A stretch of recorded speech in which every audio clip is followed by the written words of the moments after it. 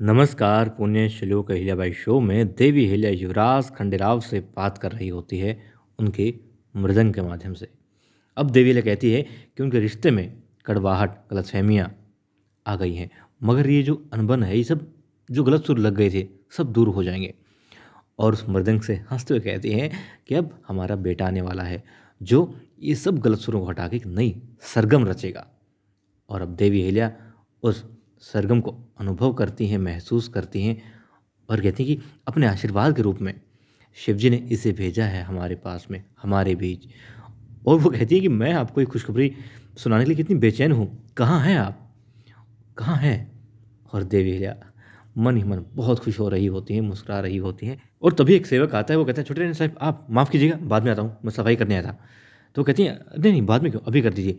देवी अहिल्या से पूछती है, क्या आपने छोटे सूबेदार जी को देखा? तो बताते हैं, जी हाँ, वो गौतम वैद्य सरकार के कक्ष में है। अब देवी अहिल्या बड़े खुश खुश वहाँ जा रही होती है और वहाँ पर क्या हो रहा होता है देवी अहिल्या सुन लेती है वो बातें जो हो रही थी वहाँ पर पार्वती और युवराज की शादी के लिए। उन्होंने सुना कि गौतम वैद्य सरकार कहती हैं कि गावड़े साहब, हमें आपकी बेटी पार्वती का हाथ, उसका साथ युवराज के लिए स्वीकार है। और फिर बधाई दी जा रही होती है, जो भी आपस में लेन देन करना था वो हो रहा होता है वहाँ पर। और देवी अहिल्या अब अपने उस अंश को महसूस करती हैं और युवराज खंडेराव को मिठाई खिला रही होती हैं गौतम भाई साहब। युवराज खा भी लेते हैं और सब लोग खुश होते हैं, बहुत खुश होते हैं। मगर देवी अहिल्या टूट कर बिखर रही होती है, रो रही होती है और वहाँ आशीर्वाद दिए जा रहे होते हैं पार्वती को। अब युवराज दुखी हैं, लग रहे हैं कि हाँ दुखी हैं, वो चाहते नहीं शादी करना मगर हो रही है मजबूरी। क्यों? क्योंकि गुस्सा उनका उनके ऊपर भी हावी है। अब युवराज देख लेते हैं देवी अहिल्या को और अक्का साहेब यानी कि गौतम वैद्य सरकार भी देख लेती है, मगर युवराज को थाम लेती है कि नहीं, कुछ नहीं। और देवी अहिल्या पलट कर फिर देखती है, अपने आंसू पोंछती है और देखती है कि गौतम वैद्य सरकार बड़े अच्छे से मिठाई खा रही होती है। और द्वारकाबाई साहिब तो खैर चाहती यही थी, उनका तो मीठा मुंह आज ही हुआ है। और युवराज को उनकी नई होने वाली सासूबाई भी मिठाई खिलाती है, सब खुश होते हैं। और द्वारकाबाई साहिब कहती है, ये हुई ना बात। क्यों? क्योंकि दोनों को पास में खड़ा कर देती है और वो कहती है, कितनी सुंदर लग रही है ना दोनों जोड़ी, नहीं अक्का साहिब? और युवराज पार्वती के साथ में खड़े होते हैं। देवी अहिल्या देख रही होती है, मन ही मन अब रो रही होती है। और युवराज की नज़रें मिल जाती हैं अब देवी अहिल्या के साथ में, दोनों की नज़रें मिल जाती हैं। युवराज अब बेचैन हो जाते हैं, जाना चाहते हैं वहाँ से, मगर तभी रोक लेते हैं गावड़े साहब और कहते हैं, युवराज हमारी तरफ से आप शगुन स्वीकार कीजिए। अब युवराज को मजबूरीवश उसे पकड़ना पड़ता है, पीछे हटना पड़ता है और देवी अहिल्या के आंसू बह निकलते हैं। और युवराज अब देखते हैं कि देवी अहिल्या ने देख लिया है, अब बेचैन हो जाते हैं, उनसे बात करना चाहते हैं। गुस्सा है क्या है पता नहीं, मगर अब सिर्फ वो देवी अहिल्या से बात करना चाहते हैं और देवी अहिल्या वहाँ से चली जाती हैं। फिर देवी अहिल्या से मिलती हैं हरकूबाई और कहती हैं, अहिल्या तुम तो सचमुच जल्दी आ गई, तुमने कहा था तुम जल्दी आ जाओगी, आ गई। और मैं भी बाहर चली गई थी, मेरे मामा मम्मी आए थे उनसे मिलने के लिए, अभी आई हूँ। वो थी, अहिल्या रो रही हो, क्या हुआ, क्या बात है, बताओ मुझे क्या बात है, क्यों रो रही है ऐसे, बोलो बोलो अहिल्या बोलो। मगर देवी अहिल्या वहाँ से चली जाती हैं। और फिर क्या दिखाते हैं? फिर दिखाते हैं दोनों कक्ष में होते हैं। क्यों? क्योंकि देवी अहिल्या ने देख लिया है, वो पल सुन ली है वो बातें, जब युवराज खंडेराव की दूसरी शादी हो रही होती है तय। और अब गौतम भाई सरकार तो नहीं है, मगर आई होने का फ़र्ज़ यहाँ पर बखूबी निभा रही हैं हरकूबाई। और देवी अहिल्या से बात करती हैं उनके कक्ष में ले जा कर के उनको कि आखिर क्या हुआ है। फिर कहती है, अच्छा तुम्हें पता चल ही गया, द्वारकाबाई साहिब ने ये सब कर ही दिया।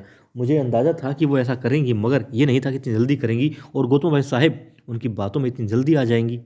मुझे डर था इसका, और मैंने तुम्हें इसीलिए तो रोका था कि मत जाओ अहिल्या मत जाओ।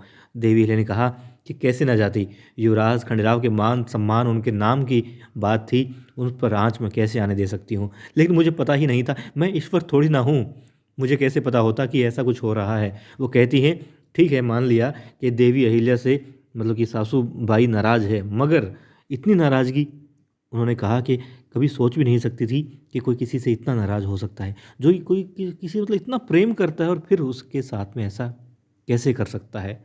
मतलब इतनी नाराज़गी कि दूसरी बहू ही ले आई युवराज के लिए, कैसे? और भला गौतम भाई सरकार को क्यों दोष दूं?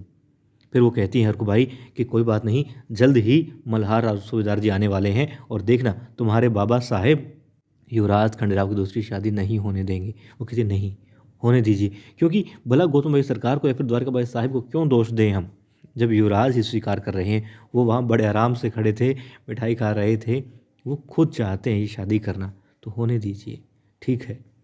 अब देवी अहिल्या नज़र पड़ती है अचानक से किस पर? युवराज ये बातें सुन रहे होते हैं और हरकू बाई कुछ कहना चाहते हैं कि युवराज तुम ऐसे कैसे, तभी वो रोक लेती है कि नहीं, कुछ मत कहो इन्हें। और अब हरकू बाई वहाँ से चली जाती हैं। युवराज खंडेराव आगे बढ़ते हैं और देवी अहिल्या उनसे कहती हैं, क्या ये बैठी, हाँ मैं आपके लिए शरबत लाती हूँ। और शरबत लेती हैं, फिर कहती है नहीं शरबत तो मीठा है, आपने तो अभी भी मिठाई खाई है, मीठा मुँह किया है, आपकी दूसरी शादी हो रही ना तो उन्होंने मीठा मुँह करवाया है, और मीठे में मीठा अच्छा नहीं लगेगा। हाँ आपको तो इस वक्त भूख लगी होती है, आप खाना खाते हैं, मैं अभी आपके लिए कचौरी बनवाती हूँ। वो कहते नहीं मुझे कचौरी नहीं खानी। तो युवराज क्या लेंगे आप बताइए मुझे। युवराज कहते मुझे कुछ नहीं चाहिए।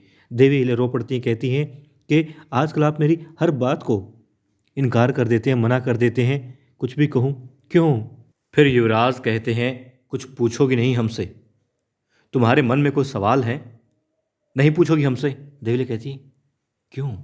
वो कहते हैं क्या तुम्हें नहीं पता, इस क्यों का जवाब तो तुम्हारे पास होना चाहिए। देवी अहिल्या कहती है मेरे पास। और वो कहते हैं ना जाने कितने क्यों तो मेरे पास भी भरे पड़े हैं, बहुत सारे क्यों हैं मेरे पास में, मगर जवाब नहीं है उनका। अब देवी अहिल्या कहती है अच्छा अब समझ गई कि आखिर आप मुझसे नाराज़ क्यों हैं। अब देवी अहिल्या युवराज खंडेराव को उनकी शादी की शुभकामनाएं देती हैं, कहती हैं जो आपका विवाह हो रहा है पार्वती के साथ में, उसकी आपको बहुत बहुत शुभकामनाएं। और यहाँ पर युवराज खंडेराव बहुत नाराज़ होते हैं, गुस्सा होते हैं देवी अहिल्या से।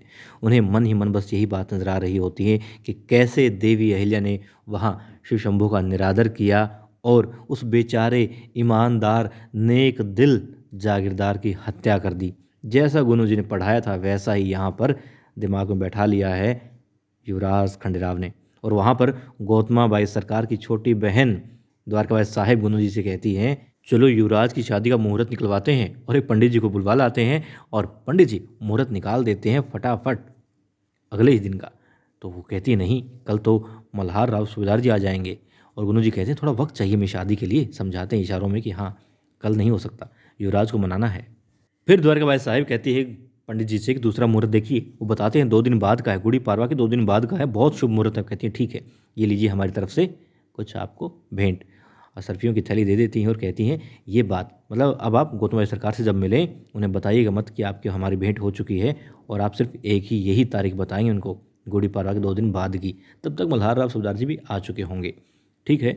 अब वो चले जाते हैं और देवी अहिल्या और युवराज कहीं बात ना कर लें और समझौता ना हो जाए डर से वो कहती हैं गुरु जी को कि गुरु जी अब आपको युवराज को संभालना है। वो कहते हैं चिंता मत कीजिए, युवराज तो मैंने मतलब इतना पढ़ा दिया, इतना जहर घोल दिया उनके दिमाग में देवी अहिल्या के प्रति कि बात तो करने दूर उनके सामने खड़े भी नहीं होंगे, जाएंगे भी नहीं।